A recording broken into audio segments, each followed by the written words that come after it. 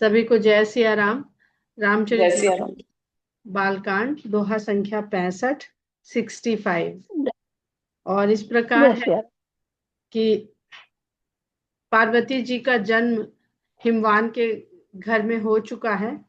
और पहला दोहा है पार्वती जी के जन्म लेने के पश्चात। तो सदा सुमन फल सहित सब द्रुम नव नाना जाति, प्रगति सुंदर शैल पर मन आकर बहु भांति। पार्वती जी के जन्म के साथ ही जो पर्वतीय प्रदेश हैं उनके सौंदर्य का और उनकी समृद्धि और संपत्ति का इस दोहे में गोस्वामी जी विवरण कर रहे हैं। आप ये समृद्धि, ये संपत्ति और ये सौंदर्य जिसको हम लोग कहते हैं श्री, श्री में सौंदर्य भी आ जाता है और श्री में समृद्धि और संपत्ति भी आ जाती है। वो वास्तव में क्या है और उसका प्रकट हो जाना, जन्म लेना अर्थात प्रकट हो जाना, वो क्या है, इसको ही हम माता सती और माता पार्वती के प्रसंग के द्वारा समझने का प्रयास करेंगे। आगे चौपाई में गोस्वामी जी लिखते हैं, सरिता सब पुनीत जल बहही, खग मृग मधुप सुखी सब रहही, सहज बयरु सब जीवन त्यागा, गिरि पर सकल करही अनुरागा। तो पार्वती जी के जन्म के साथ ही जो हिमालय के क्षेत्र में जितनी भी नदियां बहती हैं वो सब पवित्र जल से भर गई, उनमें पवित्र जल बहने लगा और उस प्रदेश में पशु पक्षी और भंवरे सभी सुखी भाव से रहने लगे। अब पशु पक्षी और भंवरे, ये अलग से गोस्वामी जी भंवरे क्यों कहा उन्होंने, क्योंकि अगर हम देखें तो पशु देह का प्रतीक है और पक्षी जो है प्राण का प्रतीक है और भ्रमर मन का प्रतीक है। क्योंकि बार बार गोस्वामी जी कहते हैं कि संतों का जो मन है वो भगवान के चरण कमल में भ्रमर के रूप में मंडराना चाहता है। तो किस प्रकार की सुख की अवस्था है वहां पे, सब प्रकार के जीवों की, जो भी जीव हैं, जो देहधारी प्राणधारी मन से प्रसन्न है। सहज बैर सब जीवन त्यागा, सभी जीवों ने स्वाभाविक बैर को त्याग दिया। सहज बैर जैसे शेर और हिरण के बीच में एक स्वाभाविक वैर भाव है, वो नहीं होगा तो नहीं चलेगा, उनका जो इकोसिस्टम है वो बिगड़ जाएगा। तो हरिण को तो शेर को शिकार करना ही पड़ेगा और मार के उसे खाना ही पड़ेगा। तो सहज बैर सब जीवन त्यागा। तो यहाँ पर अगर हम ऊपर वाली चौपाई के इस अर्थ को समझते हैं तो समझ में हमें आता है कि वो सहज बैर भाव क्या है, जो सभी प्राणियों के अंदर होता ही होता है, स्वाभाविक रूप से होता है। लेकिन इस प्रकार की अगर पार्वती माता के समान बुद्धि का प्राकट्य हो जाता है तो सब जगह देह में प्राण में और मन में सब जगह सुख का भाव जब आ जाता है तो वैर भाव अपने आप समाप्त हो जाता है। गिरि पर सकल करही अनुरागा, और पर्वत प्रदेश में सब अनुराग के साथ निवास कर रहे हैं। सोह सैल गिरिजागृह आए, जिम जनु राम भगति के पाए। और यहाँ पर गोस्वामी जी जो बात लिख रहे हैं उसको स्पष्ट कर देते हैं कि इस प्रकार गिरिजा के आने से पर्वत इस प्रकार शोभित हो रहा है, इस प्रकार सुंदर लग रहा है, इस प्रकार शोभा पा रहा है जैसे राम का भक्त राम की भक्ति को पा करके सुंदर लगने लगता है। जिम जनु राम भगति के पाए। तो जितने ही भी प्राकृतिक या भौतिक उदाहरण गोस्वामी जी ऊपर ले रहे हैं वो दरअसल में उनके अंदर जो निहित सार है वो मनुष्य जो भक्त के रूप में भक्ति को पा जाए, इसको ही वो बताना चाहते हैं। नित नूतन मंगल ग्रह तासु, ब्रह्मादिक गावही जस जसु जासु। और हिमवान के घर में रोज ही नया मंगलोत्सव मनता है, रोज ही कोई ना कोई उत्सव मनाया जा रहा है पार्वती के जन्म के पश्चात। जिस इतने सुंदर उत्सव, इतने सुंदर मंगलोत्सव हो रहे हैं जिनका यश ब्रह्मा आदि गाते रहते हैं। नारद समाचार सब पाए, कौतुक ही गिरगेह सिधाए, नारद जी ने भी पार्वती के जन्म का समाचार पाया तो कौतुकवश हिमवान के घर में वो भी पधारे। शैलराज बड़ आदर दीन कीन्हा पद पखारी बर आसन दीना। और हिमराज ने, शैलराज गिरिराज ने बड़ा ही आदर किया नारद मुनि का, और उनके पैरों को धो करके पद पखारी, उनके चरण प्रक्षालन करके श्रेष्ठ आसन उनको प्रदान किया। नारी सहित मुनि पद सिरुनावा चरण सलिल सब भवन सिचावा। पत्नी के सहित उन्होंने मुनि के चरणों में शीश नवाया और मुनि के चरण धोने के पश्चात जो जल था उससे अपने पूरे भवन को सिंचवाया। निज सौभाग्य बहुत गिरिबरना सुता बोल मेली मुनि चरना। और नारद जी के आगमन को हिमवान ने अपना सौभाग्य बताया, अपने सौभाग्य के रूप में उसका वर्णन किया, और तब उन्होंने पुत्री को बुला करके मुनि के चरणों में मिलवाया, यानी उनसे भी, पार्वती जी से भी नारद मुनि के चरण स्पर्श करवाए।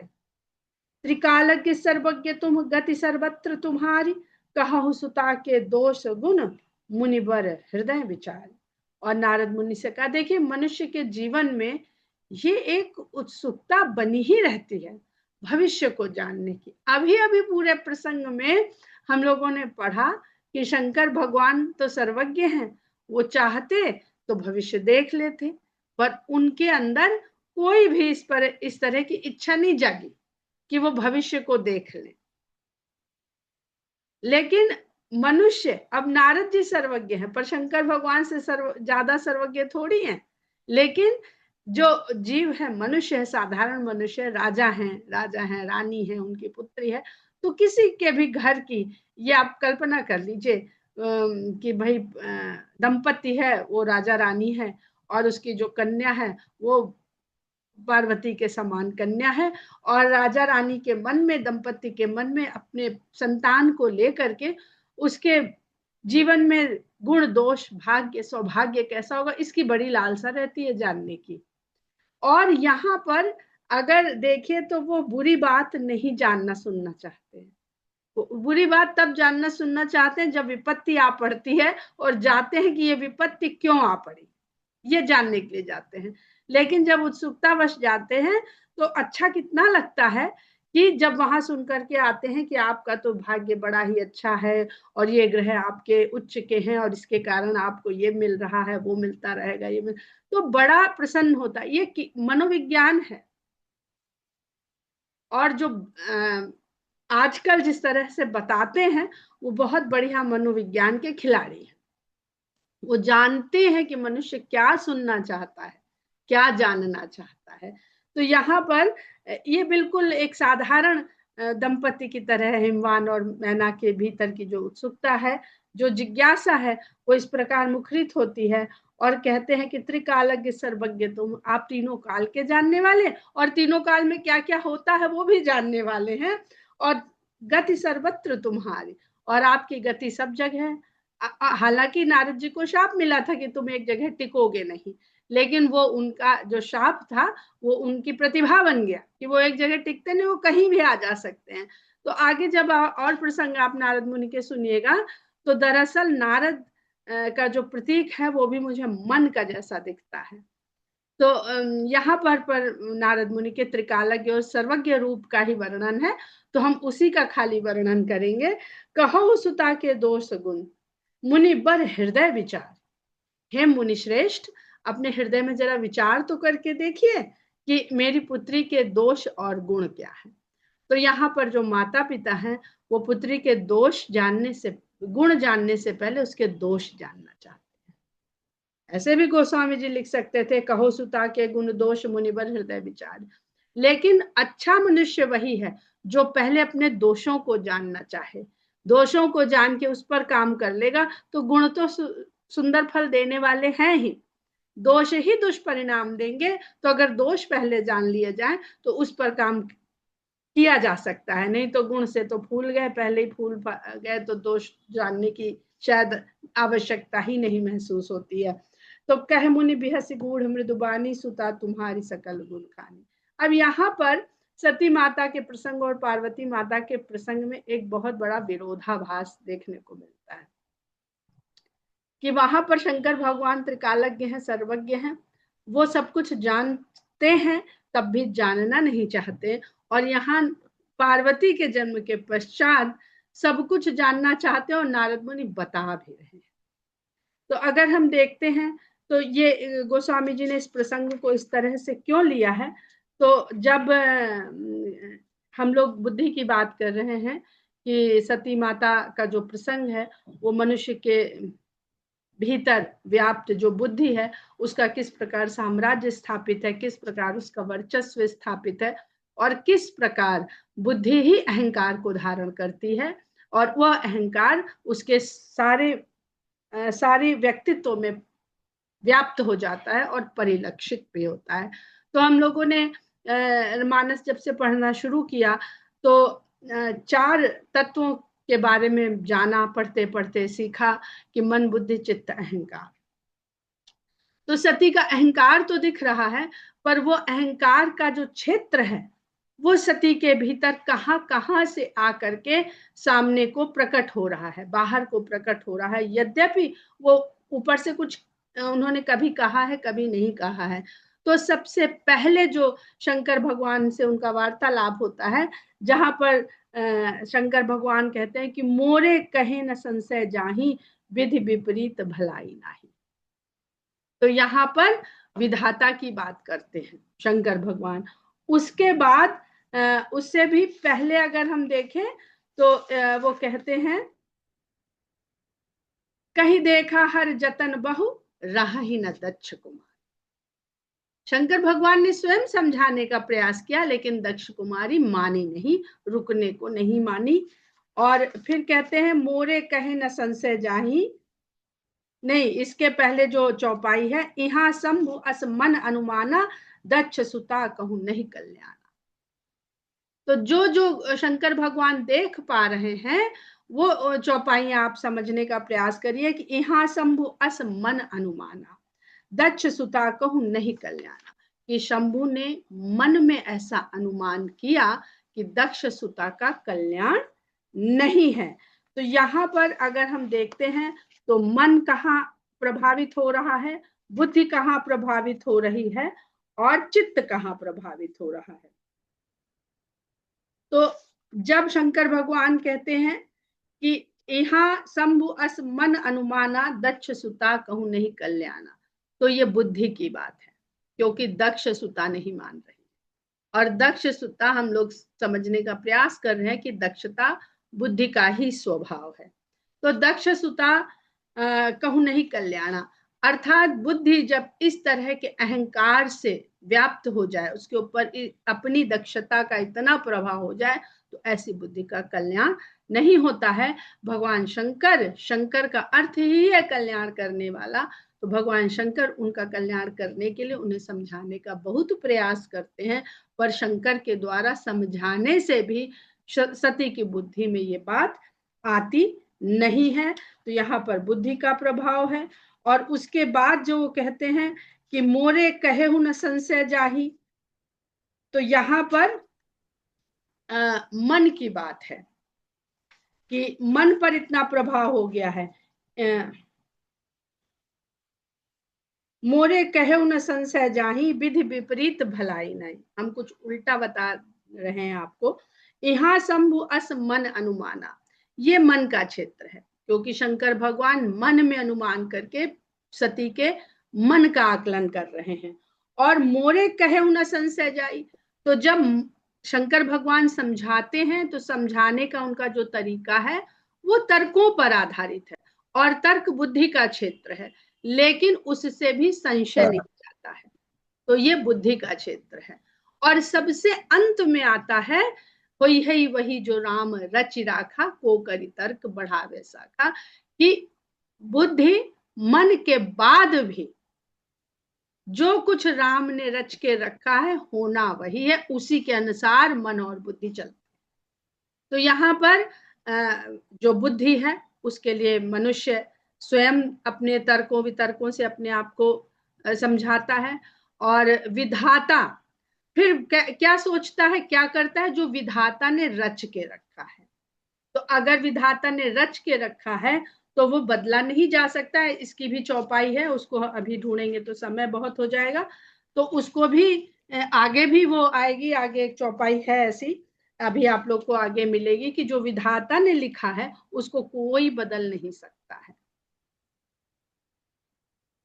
पर आगे जब एक आप चौपाई देखेंगे तो विधाता के लिखे के ऊपर, यानी जो विधान है उसके ऊपर भी केवल दो लोगों की चलती है, वो है विष्णु और शंकर। दोनों ही भगवान के स्वरूप हैं, दोनों ही भक्त के स्तर पर भगवान का अपना अपना रूप है। यहाँ पर कोई भी शंका करने की आवश्यकता नहीं है। तो इसीलिए जब पार्वती माता तपस्या करेंगी, तो जब सप्त ऋषि आते हैं, वो शंकर के लिए तपस्या कर रही हैं, तो वो विष्णु को वर के रूप में उनके सामने प्रस्तुत करते हैं, भगवान के ही रूप हैं। अगर वैरागी भाव से भगवान को पाने का प्रयास किया जाता है तो भगवान शंकर का स्वरूप प्राप्त होता है। और अगर प्रेम भाव से, रस भाव से, आनंद भाव से भगवान को प्राप्त करने का प्रयास किया जाता है तो विष्णु के स्वरूप प्राप्त होते हैं। राम हो, कृष्ण हो, विष्णु हो, जो भी हो। तो ये भक्त का भाव है कि वो किस भाव से अपने परमात्मा के स्वरूप को पाना चाहता है, देखना चाहता है, जुड़ना चाहता है, समझना चाहता है। तो मन बुद्धि चित्त अहंकार के कारण ही दक्ष सुता का, सती जी का जो परिणाम हुआ वो सब हम लोग जानते हैं। और दक्ष सुता के देह के भस्म होने के पश्चात, यानी भौतिक तत्वों से बना हुआ शरीर जब भस्म हो गया, तब उनको दूसरा नया भौतिक तत्वों से बना हुआ शरीर मिला, जो हिमवान के राज्य में, हिमवान के ग्रह में, हिमवान के द्वारा मिला। अब हिमवान कौन है? तो हिमवान पर्वत है, और पर्वत एक जड़ वस्तु है। पर्वत का स्वभाव जड़ता है। आगे के प्रसंग में आपको ये जगह जगह पढ़ने और सुनने को मिलेगा। सती के पिता दक्ष हैं और पार्वती के पिता पर्वत हैं। दक्ष यानी बुद्धि की दक्षता, और पर्वत यानी बुद्धि की जड़ता, मूर्खता नहीं। जड़ता और मूर्खता, गोस्वामी जी ने बहुत जगह इसका प्रयोग किया है जड़ता का मूर्खता के रूप में भी, पर यहाँ पर उसका अर्थ मूर्खता नहीं है। यहाँ पे जड़ता का अर्थ उस जड़ बुद्धि से है जो अभी अभी जन्मी है, जिसको बुद्धि प्रदान की जाएगी, जिसको संवारा जाएगा, तराशा जाएगा। तभी जैसे ही जन्म होता है पार्वती जी का, वैसे ही नारद जी आ जाते हैं, वैसे ही नारद जी आ जाते हैं, क्योंकि नारद जी के उपदेशों से भक्त प्रहलाद जैसे भक्त हो गए। तो अगर ऐसे भक्त का दर्शन हो जाए, उनका सानिध्य हो जाए जन्म के साथ ही, तो ऐसा मनुष्य बचपन शैशव काल से ही भक्ति की ओर, भगवान की ओर प्रेरित हो जाता है। अन्यथा माता पिता की केवल संगत में वो सांसारिक वस्तुओं से ही घिरता है, सांसारिक वस्तुएं ही सीखता है। उसी में उसकी चतुराई, होशियारी, कुशलता, निपुणता बढ़ती है, जैसी सती के साथ हुई। अब हम लोग यहाँ पर अपने विषय पर आते हैं, और दोहा संख्या 65 से आगे बढ़ते हुए कि 66 पर आते हैं कि त्रिकालज्ञ सर्वज्ञ तुम, गति सर्वत्र तुम्हारी, कहां सुता के दो सगुन, मुनि बर हृदय विचारी, कह मुनि बिहस गूढ़ मृदुबानी, सुता तुम्हारी सकल गुण खानी। तो किसी से बात करें, भले उसने कहा हो कि हमने ये रचना लिखी थी, बताइए इसमें कोई कमी तो नहीं है, तो आपको पहले उसकी अच्छाई बतानी चाहिए। यह व्यवहार कुशलता है बातचीत की। तो यद्यपि हिमवान ने पूछा, कहु सुता के दोष गुण, पर नारद जी कह रहे हैं, कह मुनि बिहस गूढ़ मृदुबानी, सुता तुम्हारी सकल गुण खानी। दोष नहीं बताते हैं, बड़े ही मधुर वाणी में हंस करके, गूढ़ मधुर, कि मधुर तो है पर उसमें रहस्य बहुत है। कहते हैं तुम्हारी पुत्री तो सभी गुणों की खान है, सुंदर, सहज, सुशील, सयानी, नाम उमा अंबिका भवानी। ये सुंदर है, सहज है, जैसे प्रकृति है वैसी ही सहज है, सभी गुणों में सुशील है और समझदार है, सयानी है। और उमांबिका भवानी के नाम से ये जानी जाएगी, ये इसके नाम होंगे। सब लक्षण संपन्न कुमारी, होई ही संतत पियहि प्यारी। ये तुम्हारी पुत्री सभी लक्षणों से संपन्न है और अपने पति की सदा प्यारी रहेगी, सदा प्रिया रहेगी। अब देखिए, तो जब दक्ष सुता ने, सती माता ने देह त्यागी, तो भगवान राम से देह त्याग के समय यही याचना करी कि मैं सदा सदा शंभु के चरणों में मेरा प्रेम रहे और वो मुझे प्रेम करे, ऐसा वरदान हमें दीजिए। तो सबसे पहला नारद जी यही त्रिकालज्ञ और सर्वज्ञ है, तो वो यही बता रहे हैं कि, और वो जान रहे हैं कि पार्वती भी सुन रही हैं, तो उनका जो पिछला जन्म है, वहां का जो प्रारब्ध यहाँ लेके आता है ना मनुष्य, वो यहाँ भी लदा हुआ है। तो उससे भी उनको किस प्रकार मुक्त करा रहे हैं कि उनको बता देते हैं कि ये संतत पियहि प्यारी रहेंगी, सदा अचल एहि कर अहिवाता, एहिते जसु पई पितु माता।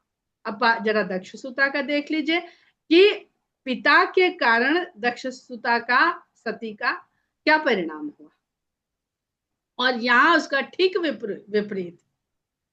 पिता के स्वभाव के कारण सती के अंदर दोष आए और उन दोष के कारण सती को देह त्याग करनी पड़ी, क्योंकि शंकर से वियोग हो गया उस स्वभाव के कारण जो दक्ष के कारण मिला था। और यहाँ पर उसका विपरीत हुआ, वो कैसे हुआ? संकल्प से, सती के संकल्प से, सती के प्रार्थना से जो उन्होंने भगवान से करी, और जो उन्होंने पश्चाताप की अग्नि में स्वयं की देह को भस्म किया। तो वो अग्नि का एक स्वरूप पश्चाताप भी है कि अगर भूल हो जाए तो उस बुद्धि को अगर पश्चाताप की अग्नि में भस्म किया जाए तो भी बुद्धि का पुनर्जन्म और नया जन्म होता है। तो कहते हैं कि इनका जो सौभाग्य है वो सदा अचल रहेगा और इनके कारण माता पिता को यश मिलेगा। वहां दक्ष प्रजापति हुए, प्रजापतियों के प्रजेश हुए, तब जाके उन्होंने उत्सव किया, लेकिन यहाँ तो पुत्री से ही आप लोगों को यश प्राप्त होगा। और अहिवाता शब्द जो है, अहिवात, इसको बहुत ढूंढने के बाद पाया था शब्दकोश का कार्य करते हुए।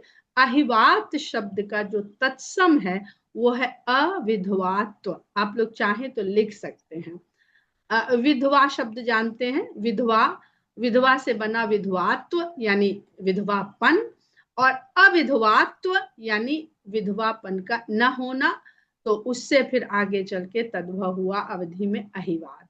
अहिवात शब्द हम लोग मानस जगह जगह पाएंगे, लेकिन उसका वास्तविक अर्थ क्या है वो जब इसका शुद्ध रूप समझेंगे तो आपको ज्यादा समझ में आएगा।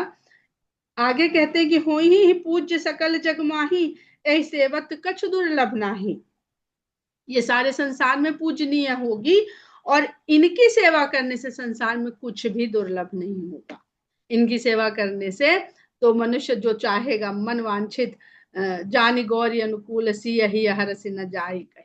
तो सीता तक को इनकी सेवा करने से अपना मन वांछित वर मिल गया। एहिकर नाम सुमिर संसारा, त्रिय चढ़ी है पतिव्रत असिधारा। इनका केवल नाम स्मरण कर लेने मात्र से स्त्रियां पतिव्रत जो तलवार की धार के समान है उस पर चढ़ जाया करेंगी। यानी दाम्पत्य के जितने भी कठिन से कठिन समय आ जाए वो उसमें विचलित नहीं होंगी, अपने पति धर्म का पालन करते हुए वो उस मार्ग पे आगे बढ़ेंगी। शैल सुलक्षण सुता तुम्हारी, सुनहु जे अब अवगुण दुई चार। नारद जी कहते हैं, हे शैल, हे गिरिराज, ये तो तुम्हारी पुत्री के सुंदर लक्षण हमने बता दिए, अब एक दो, दो चार अब दो चार जो अवगुण है वो भी सुन लो।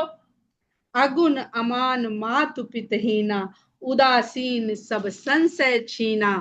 जोगी जटिल अकाम मन, नगन अमंगल बेख। अस स्वामी एहि कह मिली, परिहस्त असिरे। तो कहते हैं और पुत्री के भीतर तो सब कुछ ठीक है, लेकिन इसके हाथ में ऐसी रेखा पड़ी है कि इसको जो वर मिलेगा उसमें बड़े दोष होंगे। क्या दोष होंगे? अगुण होगा, गुणहीन होगा, अमान होगा, मान रहित होगा, उसके माता पिता का भी कुछ पता नहीं, माता पिता कोई नहीं होंगे उसके। उदासीन सब संशय छीना, उदासीन होगा, उदासीन कहते हैं जिसको अच्छे बुरे से कोई फर्क ही ना पड़े, सदा उदासीन भाव।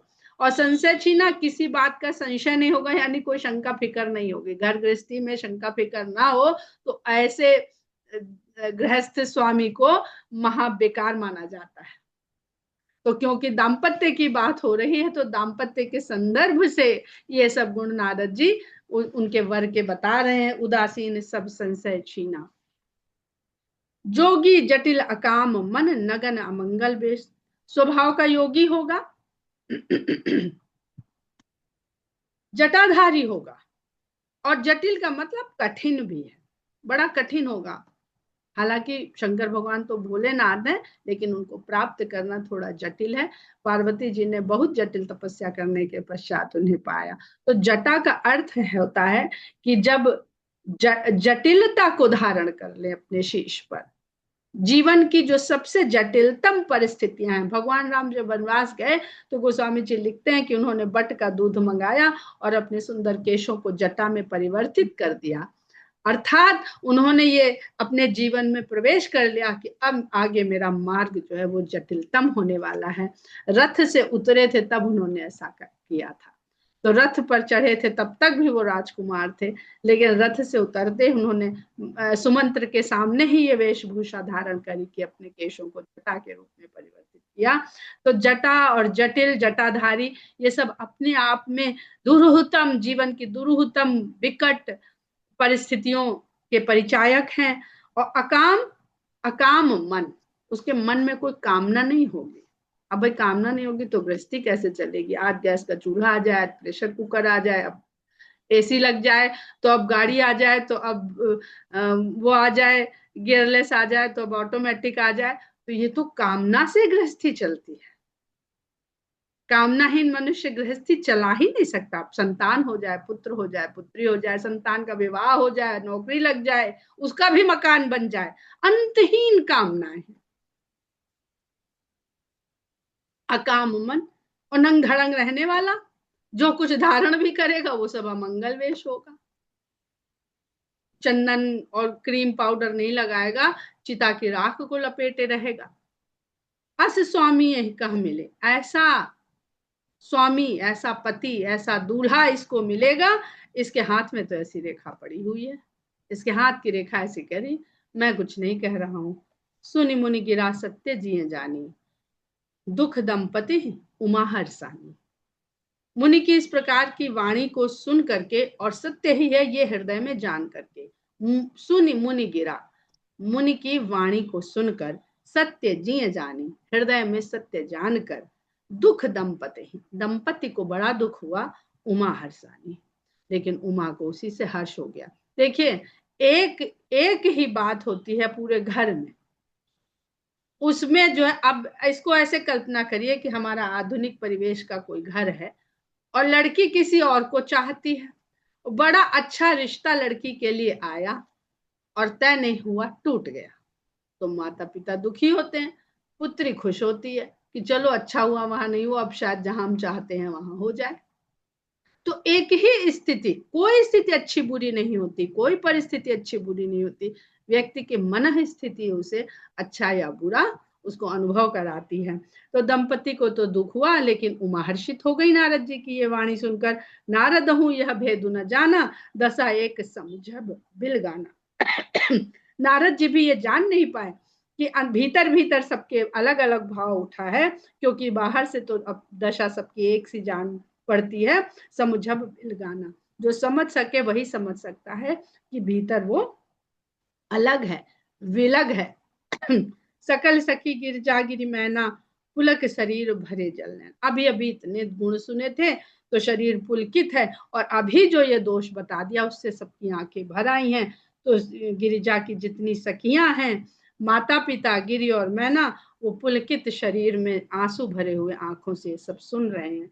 कोई न मृषा देव ऋषि भाखा, उमा सो बचन हृदय धरि रखा। लेकिन उमा ने अपने मन में जान लिया कि जो देवर्षि ने भाषण किया है, जो बोला है, वह कभी भी असत्य नहीं होगा, मृषा झूठ नहीं होगा। उमा सो बचन, इसलिए उमा ने नारद जी के वो वचन अपने हृदय में धारण कर लिए। उपजे शिव पद कमल सनेहु, और ऐसा करते ही उनके हृदय में शिव के चरणों के प्रति प्रेम उत्पन्न हो गया। मिलन कठिन मन भासन देहु, लेकिन शिव से मिलना, शिव को पाना बहुत कठिन है, तो पूरा कैसे होगा? प्रेम तो और प्रेम उत्पन्न होते ही संदेह, संदेह और प्रेम का साथ है, ये मत भूलिएगा। भरत और शत्रुघ्न का साथ प्रेम और संदेह का साथ है। राम और लक्ष्मण का साथ ज्ञान और वैराग्य का साथ है। ज्ञान के साथ वैराग्य नहीं तो कोई ज्ञान नहीं, और प्रेम संदेह को साथ लेकर चलता है। भरत जी के मन में अयोध्या कांड में पूरे समय संदेह था कि क्या करेंगे, मेरी बात मानेंगे, मुझे निर्दोष समझेंगे कि दोषी समझेंगे, पहले तो यही संदेह था उनको। तो जहां प्रेम होता है वहीं संदेह होता है। जानिकु अवसर प्रीति दुराई, सखी उछंग बैठ पुनि जाए। ये समय ठीक नहीं है कि अपने हृदय को, नहीं तो नारद जी से खुद ही पूछती कि बताइए बताइए हमको, ऐसा जैसा आपने बताए ऐसे तो शंकर जी हैं, उनसे मेरा मिलन कैसे हो सकता है, आप बताइए। लेकिन ये अवसर ठीक नहीं जान के, बालिका है, छोटी कन्या है, तो ये अवसर ठीक नहीं जान करके अपनी प्रीति को छुपा ले जाती हैं और कूद करके वहां से सखी उछंग, सखी अपने जो उनकी साथ में रहने वाली स्त्रियां हैं उनकी गोद में जा बैठती हैं। झूठी न होई देव ऋषि बानी, सोचहि दंपति सखी सयानी, उर धरि धीर कहई गिरिराऊ, कहऊ नाथ का करिय उपाय। अब गिरिराज उनसे उपाय पूछते हैं, और यही प्रसंग फिर से जोड़ के देखिएगा कि क्या उपाय वास्तव में कोई है, जबकि अभी अभी तो शंकर भगवान कह ही चुके हैं कि होइए वही जो राम रचि राखा, हो करी तर्क बढ़ावे साखा। जय सिया राम। जय सिया राम।